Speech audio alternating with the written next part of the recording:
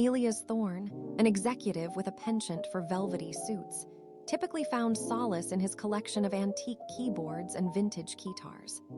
His life, while not exactly utopian, was mostly intact, shielded from the city's dark alleyways, where rumors of homicide and hijacking by a shadowy agency often spread.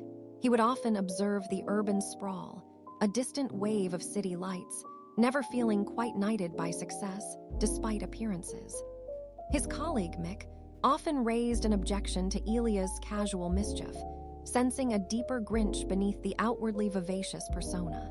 Elias saw himself as a maker of opportunities, not above a little cheat, a habit that was now jerking him towards a dangerous path. The news of a server farm crashes and whispered mentions of grenades made his usually unflappable demeanor falter, stirring a rare, almost motherly concern, even for the city's anonymous jokers. The sudden meteor strike near the city center, a celestial ballast of destruction, seemed to exacerbate the existing blight. Elias, feeling increasingly knackered by the relentless pressure, found himself trapped behind a digital paywall, unable to access critical information. He tried to continue his usual pretense of a jocund spirit during a tense lunch with a lead surgeon on a civic rebuilding committee. The surgeon, a surprisingly garrulous man, spoke of complex mathematics guiding recovery efforts and a peripatetic search for supplies in what felt like nowhere. Elias' mind was racing, trying to versify a believable cover story for his secret dealings, a metaphorical jackknife twisting in his gut. He spotted a translucent spider web near the window, feeling like a monkey caught in a trap. His didactic lecture to his employees about avoiding trouble seemed ironic now. The image of a coconut rolling through the ruined raceway outside, like a strange limerick, felt surreal. He could almost feel a metaphorical tonsil growing, a lump of fear. This was far from his heyday. He noticed the surgeon's big eyes studying him intently. The true confrontation occurred on the city's abandoned skywalk, overlooking the ruins of the financial district. A chilling updraft swept across the bricked walkway. Elias, clutching a small flashlight, felt a desperate need for a lighter touch, but his opponent, a former minister turned criminal mastermind, possessed a cold hauteur and an almost psycho intensity. The mastermind's innate ability to manipulate viewers and public expression was legendary. He had a reputation for creating an undefined sense of dread, enjoying the mental grind of his victims.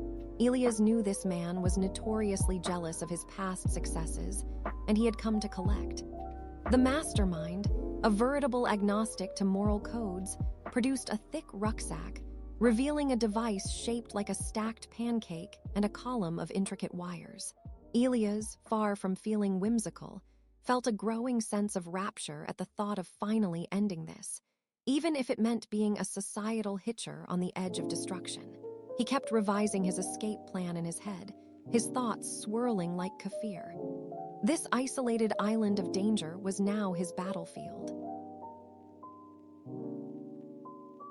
With a desperate lunge, Elias managed to knock down the device, its intricate knobs scattering like vermicelli across the skywalk. The mastermind, caught off guard, stumbled.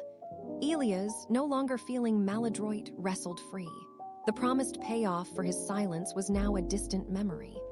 He felt a profound lament for the life he'd lost, standing on the wayside of a moral choice. As the authorities arrived, guided by a hidden compass Elias had activated, he watched the mastermind, his fine overcoat now covered in dust, being led away. Elias, once a sharp junior in the corporate academy, now understood the foul depths of his past choices. He thought of his estranged brother and the 9 years of silence. He found a strange peace in the quiet desert of the aftermath. He pulled his kerchief tighter, adjusting his neckline, a small dent in his composure. Voila, a new dawn. He wouldn't glorify the criminal underworld anymore, aiming for a simpler existence, guided by an inner gnomon, far from the otherworldly temptations that led him here. He looked forward to a simple gourmet meal. No more jumping through hoops, just a clear, slicked path ahead.